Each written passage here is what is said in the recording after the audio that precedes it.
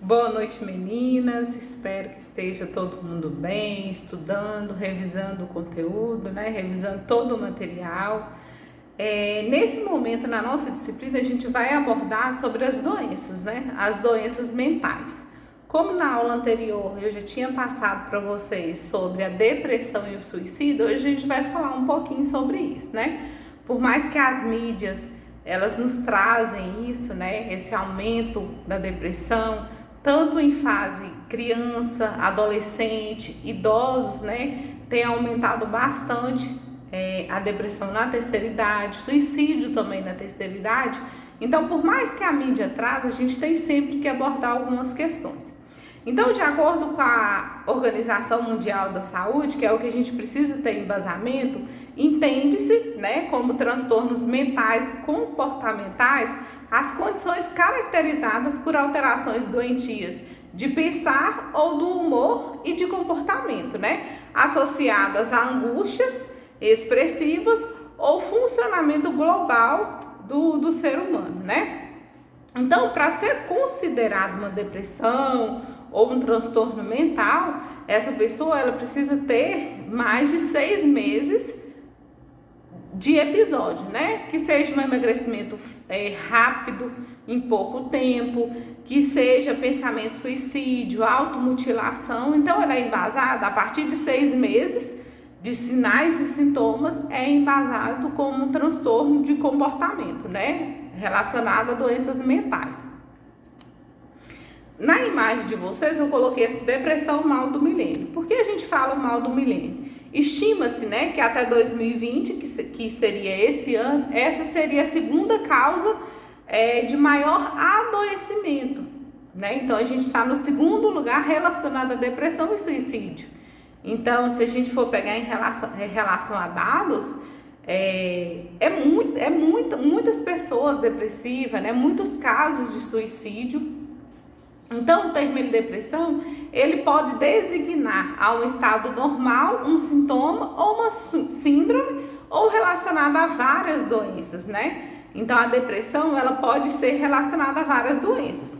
Nem sempre a depressão vai ter uma causa específica, nem sempre a pessoa vai saber te falar uma causa específica. Tem pessoas que não têm muitas coisas, muito exemplo, perda do ente querido, falta de emprego,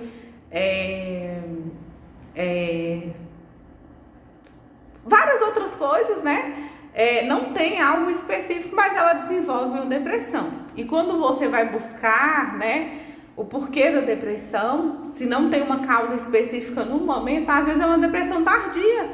Às vezes foi algo que aconteceu na infância e durante a fase da adolescência, esse período ele foi apagado da memória da pessoa e já na fase adulta ela foi desenvolver uma depressão tardia. Então, a depressão, ela precisa ser investigada, ela precisa ter uma causa específica, Então, não trata somente a depressão no momento, ela precisa ser investigada. Por isso que precisa de terapia. A terapia, ela trabalha para buscar a causa dessa depressão. Então, a depressão, ela tem sido caracterizada como episódio patológico no qual existe perda de interesse, prazer, distúrbio de sono, apetite, retardo motor, sentimentos de inutilidade, A pessoa acha que já não tem mais nenhuma função, não serve para nada, aquela sensação de culpa, tudo eu sou culpada, isso é culpa minha, Então, assim, tem diminuição de energia, pensamento de morte, de suicídio, a pessoa pensa que a morte vai aliviar a dor, Então, essas são as características da depressão. As pessoas com depressão, elas passam por momentos tanto de tristezas, mas elas também têm momentos de alegria. Mas a maioria do tempo são momentos de tristeza. Essas pessoas, elas se sentem sozinhas, infelizes, nada do que fizer, vai adiantar, vai aliviar. Essas pessoas, elas se sentem deprimidas, elas querem ficar só no seu cantinho, refletindo, E se sentem culpadas a todo tempo. Então, a depressão em si, ela é uma junção de vários fatores, né? Pode ser fatores genéticos, bioquímicos, psicológicos, sociofamiliares. Por isso que é importante a gente investigar se essa família já tem um histórico de depressão, porque se já é uma coisa da genética da família, às vezes os avós tinham, né, situações de depressão na família, tios, tem que ser investigada essa situação bioquímica. Às vezes a pessoa ela usa algum tipo, né, de entorpecente, então o entorpecente em si ele já produz aquela certa depressão. No momento ali você tem alucinações, né, mas depois tem aquele pico, né, vem o pico da depressão. Tem os fatores também psicológicos, às vezes a pessoa também pode já ter nascido com algum distúrbio, né? Então precisa ser investigado. E tem os sociofamiliares. É importante a gente verificar também, às vezes pais separados, abuso dentro de casa, favorecimento a outro irmão e esquecimento de alguns, né? Agressões dentro de casa. Então assim, tudo precisa ser investigado. Em quais desses fatores, né, em qual desses grupos que entra essa depressão. Como para todo tipo de doença, a depressão também ela tem. Então, no CID-10, ela fala que a depressão ela é classificada em 3 graus: leve, moderada ou grave. Mesmo sendo classificada em leve ou moderada, precisa de um tratamento. No caso grave, muitas das vezes, precisa até mesmo de internação. Mas se você trata uma pessoa com depressão na classe grave, a chance dessa pessoa se recuperar é bem maior do que você já dar continuidade com um paciente grave, né? Se você trata um paciente do grau leve, a resposta medicamentosa, o tratamento, ele vai ser muito eficaz do que uma pessoa que já está no grau, né, na intensidade grave. Então, o paciente ele apresenta rebaixamento de humor, redução de energia, diminuição da atividade. Essas pessoas, elas sofrem depressão, eles experimentam sintomas como sentimento de tristeza profunda, falta de confiança, visões sobre si e sobre os outros, né? Então, essa pessoa, ela acha sempre que alguém está falando dela, está rebaixando ela, né? Menosprezando ela.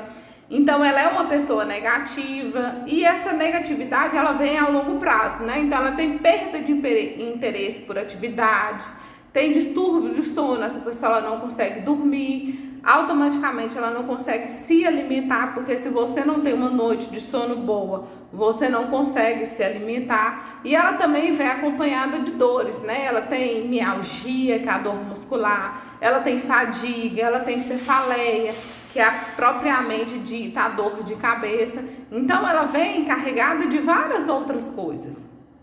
A depressão em criança e adolescente também, ela é um transtorno sério que precisa ser observado. As pessoas falam, mas essa criança é muito agitada, né? Essa criança, ela não para um minuto, ela tem algum problema. Muitas das vezes pode ser uma depressão, desenvolvida até mesmo dentro do próprio lar. Então, precisa ser investigado. Se você descobre uma depressão em uma criança, né, na fase de criança, provavelmente vai ter uma cura e no momento da fase de adolescência, essa criança já vai ter sido curada. Então, é preciso também investigar. Aí nós temos alguns sintomas cognitivos, né, que é o baixo rendimento intelectual. Então, essa pessoa ela tem um déficit de atenção, de concentração. Aqui também fala um pouco também da falta de fé em si, em Deus, na vida, nas pessoas e nos tratamentos. Quando se vê falando que a pessoa está com depressão, a primeira coisa que se escuta, essa pessoa não acredita em Deus. E não é bem assim. Porque se fosse assim, pessoas, né, pastores, padres, freiras, essas pessoas que têm uma intimidade maior com Deus também não entrariam em depressão. A gente sabe que a depressão, ela é mais ligada à parte maligna, né? É algo que não vem de Deus. Então, o que não vem de Deus é mais a parte maligna, mas independente da religião, a pessoa precisa sim buscar a Deus, né? No momento da depressão, porque existe o bem e o mal. A gente sabe quem favorece o bem e quem favorece o mal. Então, não é porque essa pessoa não está ligada a Deus que ela não vai desenvolver uma depressão. Ela pode desenvolver uma depressão sim, mas é nesse momento que a fé dessa pessoa precisa ser fortalecida e das pessoas que envolvem ela também, né? Não é apontar o dedo, criticar, mas essa pessoa é dentro da igreja e desenvolveu uma depressão. Uma coisa não está interligada à outra, mas a fé a gente precisa, em qualquer momento, que seja em doença ou não, precisa estar fortalecida. Então, o sentimento de abandono e rejeição é um dos sintomas, sentimento de inferioridade, falta de sentido na vida, autoimagem negativa, né? Então, essa pessoa, ela se retrai, nada para ela tá bom, ela sai na rua, ela acha que as pessoas estão apontando, né, alguma coisa. Pessimismo também, que é a baixa autoestima, desvalorização da vida, pensamento de morte, suicídio, automutilação e o sentimento de culpa. Esse sentimento de culpa a gente vê muito interligado em relação ao abuso sexual, né? Eu sou culpada, por isso que aconteceu isso. E a gente sabe que quase sempre não é bem assim, né? E as ideias mesmo de suicídio, que é o desejo de desaparecer, dormir para sempre, porque acha que dando um fim à vida, o sofrimento vai acabar. E a gente sabe que não é assim, né? O suicídio em si não é um ato de descanso, de conforto, de aliviar a dor. A gente sabe que não é assim. E essas pessoas também, elas têm uma expressão corporal, além dos sintomas, né, que relatam, elas têm uma expressão corporal diferente. Então, essas pessoas, elas andam sempre de cabeça baixa, o peito mais embutido, né, elas não têm a ereção correta do corpo, elas ficam um pouquinho mais retraída, né, então esse peito, ele tá um pouco mais embutido, essa coluna, ela fica um pouco mais curvada também. Ela tem dificuldade de olhar para as pessoas, né, olho no olho, dificilmente a pessoa vai te olhar dessa forma e ela sempre tenta desviar o olhar. E essa pessoa também, ela fica desapegada, ela não tem nenhuma preocupação em relação à sua higiene pessoal, a higiene corporal, ela fica desapegada, ela desprende mesmo, a autoestima fica baixa, então automaticamente essa pessoa não vai estar preocupada com a higiene corporal. Ela também não tem preocupação com a sua aparência, né? Ela se veste de qualquer forma, tudo que vestir tá bom, ela não está preocupada com isso. Essa respiração, ela fica muito superficial e ela também tem movimentos lentos e contidos. A gente precisa entender também a diferença entre tristeza e depressão. A tristeza, ela é de curto prazo, né? Às vezes essa tristeza pode ser a perda de um ente querido, pode ser a perda de um emprego que você tanto gostava, pode ser a perda de um amigo, de um parceiro, e ela pode durar mais ou menos de 6 a 8 semanas, às vezes nem isso, né?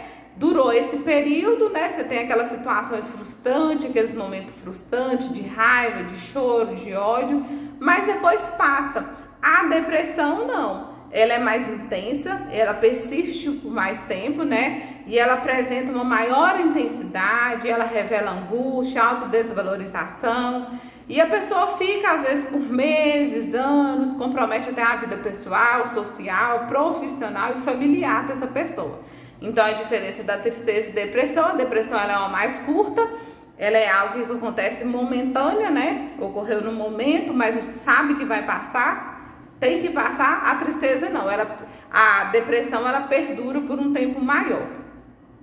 Aí nós vamos entrar também sobre a questão do suicídio, né? Essa palavra suicídio, ela foi desenvolvida em 1737, então tem muito tempo. Então, quando inventou, né, essa palavra, que ela foi utilizada pela primeira vez, ela significava a morte intencional. É quando a pessoa tem a intenção de ceifar a vida. Então, é quando a pessoa, por desejo de escapar de uma situação de sofrimento intenso, decide tirar a própria vida. Então, a nossa situação atual é uma das principais causas, né? Das 3 principais causas de morte entre jovens de 15 a 34 anos, mas a gente sabe também que esse quantitativo ele aumentou muito na terceira idade, né, nos idosos. E por que esses idosos às vezes tiram a vida, entram em depressão? Uma coisa que a gente precisa também lembrar que é quando o idoso ele perde o seu parceiro, né, principalmente a mulher perde o seu parceiro e às vezes não consegue dar continuidade à vida. Homens também, eles se tornam muito dependentes das mulheres. Então, existe mais depressão em homens do que em mulheres. Porque a mulher, ela consegue dar continuidade na vida, porque ela, os afazeres domésticos, né, ela já fazia, mesmo com o seu parceiro, e na morte, no momento da morte tem o período, né, o período de luto, mas a mulher ela consegue se estabelecer mais fácil do que o homem. O homem não, ele tem um período de luto duradouro e o homem, ele é muito dependente da mulher. Então, muitas das vezes, esses casamentos, né, mais antigos, que duravam 65 anos, 70 anos, né, eles se tornavam muito dependentes da companheira e na perca de um companheiro, o outro acaba ficando depressivo e até mesmo querendo tirar a própria vida. A gente precisa falar também sobre a síndrome do ninho vazio. Então, o que é essa síndrome? É quando o último filho sai de casa. Então, tem a depressão, né? Às vezes por parte de ambos, né? Tanto da mulher quanto do homem. E na perca de um dos dois, às vezes por parte daquele mesmo que ficou vivo. Então, a síndrome do ninho vazio é um causador de depressão. Porque o último filho sai de casa, a pessoa se sente só, né? Estava acostumado com a casa cheia. Casal que tem 3 filhos, casal primeiro, casal segundo, e ainda tem a expectativa do último ficar. Quando esse último ele sai de casa, é um vazio. Então, por isso que é chamado de síndrome do ninho vazio. E nós temos também, né, quais as causas, quais os motivos das tentativas de suicídio. Então, numa tentativa de se livrarem de uma situação de extrema aflição para a qual acham que há uma solução. Então, muitas das vezes, essas pessoas elas veem o suicídio como uma solução. Vou fazer isso e vai acabar o problema. Por estarem também no estado psicótico, isso é fora da realidade. Então, às vezes, as pessoas que usam entorpecente, né, tá no ápice da loucura e depois vem as crises, né? As crises de depressão. Então, essas pessoas também podem fazer isso por se acharem perseguidas, sem alternativa de fugas. E isso é um dos fatores das pessoas que usam, né? Fazem uso de drogas, elas veem pessoas, elas escutam, né? Pessoas, elas se sentem perseguidas e elas podem acabar, naquele momento ali do seu estado psicótico, praticando o suicídio, né? Por se acharem deprimidas, achando que a vida não vale a pena. É o que a gente mais escuta, né? Mas a minha vida não tem valor, então eu posso ceifar. Por ter uma doença física incurável e se acharem desesperançosas com a situação, né? Então, eu sei que essa doença vai me matar, então antes que isso aconteça, eu vou tentar tirar a minha vida. E também por ser portador de um transtorno de personalidade, né? Essa pessoa, então, ela acha que por ser portador de um transtorno, ela pode simplesmente tirar a vida. Então, os indicadores de risco são tentativas anteriores ou fantasias de suicídio, né? Eu tentei uma vez, dessa vez vai dar certo. Disponibilidade de meios para suicídio. Se você mora em um local que pode favorecer que a pessoa seja um suicida, isso também já é um indicador. Ideias de suicídio abertamente faladas. Tem pessoas que te relatam, né? Eu vou tirar a vida porque já não tem mais valor, então a melhor alternativa é ceifar mesmo a vida. Preparação de um testamento. Tem pessoas que já deixam tudo muito bem preparado e tem pessoas que fazem mesmo no susto, né? A maioria deixa uma carta relatando o ocorrido, pedindo desculpa, dizendo por que teve que fazer isso, né? Mas muitas pessoas não. Suicidam mesmo de forma anônima, né? Não deixa rastro, não deixa nada. Luto pela perda de alguém próximo. Então a gente vê muito isso, né? Principalmente mães que acabam perdendo os filhos, que seja por N situações. A tristeza é tão profunda, tão grande, que essas pessoas, né, preferem ceifar a vida para tentar aliviar mesmo, o alívio da alma. História de suicídio na família, que é preciso investigar, que é o que eu tinha falado, né? O histórico familiar, é preciso investigar essa família. Pessimismo ou falta de esperança, entre outras.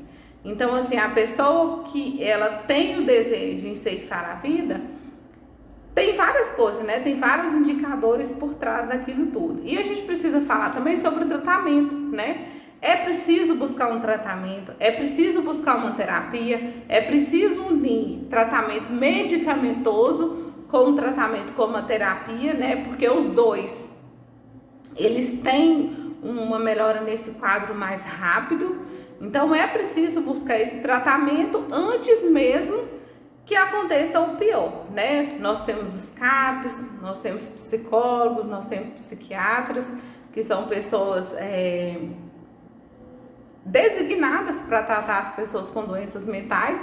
Então, percebeu que tem algum parente, algum ente querido dentro da casa, dentro do seio familiar, né? Que às vezes está um pouquinho mais retraído, está com déficit de aprendizado, criança está com déficit de aprendizado, o idoso está mais isolado, é preciso buscar um tratamento, porque infelizmente é uma doença rápida e quando se menos espera, a pessoa pode até ceifar a vida.